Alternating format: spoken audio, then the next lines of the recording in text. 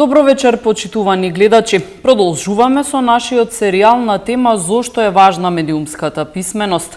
Во претходните емисии кажавме дека медиумската писменост помага во развивањето на критичкото размислување кај примателите на информациите со цел да умеат да ги препознаат вистинските вредности во медиумските пораки. Преку проверка и проценка на информациите, медиумската писменост ни помага да ги препознаваме лажните вести, дезинформациите, пристрасното известување, спиновите и манипулациите.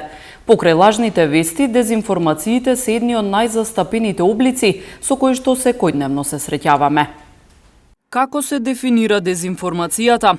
Една од основните дефиниции на дезинформацијата е дека е лажна информација, чија намера е преку објава на неточна информација да изманипулира за да се предизвика одреден ефект. Дезинформацијата е вид на медиумска манипулација, која што се базира на факти, но погрешно ги представува. Основа на дезинформацијата е што содржи мешавина од податоци, полувистини и неточни информации.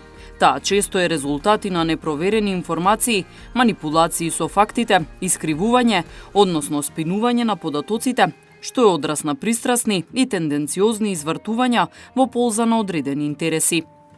Дезинформацијата може да биде и отсуство на вистините информации, со што се создава збрка кај луѓето. Овие дезинформации може да се случат ненамерно, но кога овие дезинформации имаат јасна цел, тенденција или намера да ги забошотат, затскријат фактите и точните податоци од граѓаните, тогаш тие влегуваат во водите на манипулацијата.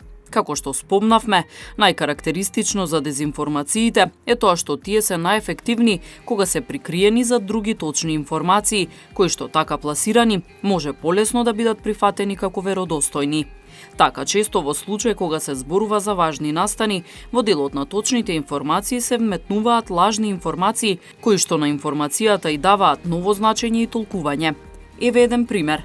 Минатата година во август на социјалните мрежи се појави фотографија за која што се тврдеше дека прикажува маса од 3,5 милиони демонстранти што протестирале во Берлин против мерките за заштита од коронавирусот што тогаш стапиле на сила во Германија. Оваа фотографија беше многу присутна на социјалните мрежи и кај нас. По обемните проверки што се направени, се покажало дека во Берлин во август 2020 година навистина се одржал марш во знак на протест против регулативите на коронавирус во Германија. Нашите барања во основа се враќање на демократијата без овие закони кои ни се наметнуваат, без маски кои не прават робови. Маските не прават робови, илјадници маршираат во Берлин како одговор на мерките и на процесот на затворање и социјално дистанцирање. Масата извикува: "Ние сме слободни луѓе, ние сме слободни луѓе." Според полициска проценка на собирот учествувале 17.000 антиваксери.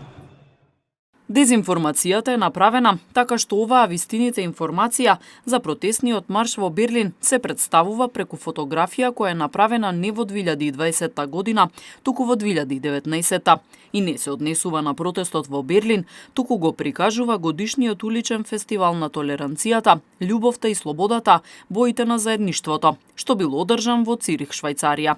Исто така, лажна е и бројката на учесници, наместо 3,5 милиони протестанти, колку што се споделуваше на социјалните мрежи, на протестот во Берлин учествувале околу 17.000 луѓе, што може да се види и од видеоприлогот. Вистината е дека нешто повеќе од 17.000 лица учествувале и на фестивалот во Цирих, од каде што е користена фотографијата за пласирање на дезинформацијата, но никако не станува збор за 3,5 милиони учесници, што е целосна дезинформација. Дезинформациите пред се оние за COVID-19 се присутни насекаде, а за жал и ние не сме исклучок. И кај нас дезинформациите најмногу се пласираат преку социјалните мрежи.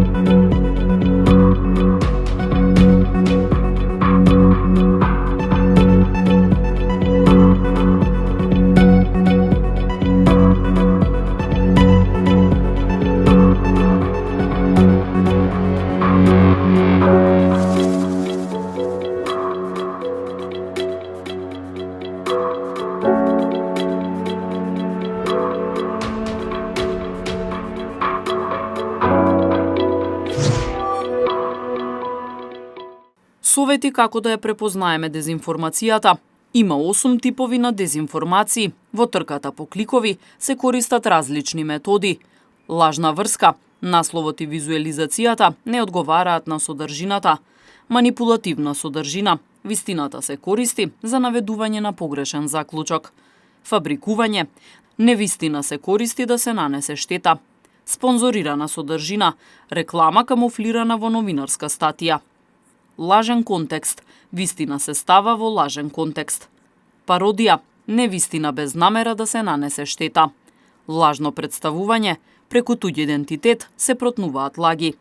Пропаганда, влијание врз ставовите и вредностите.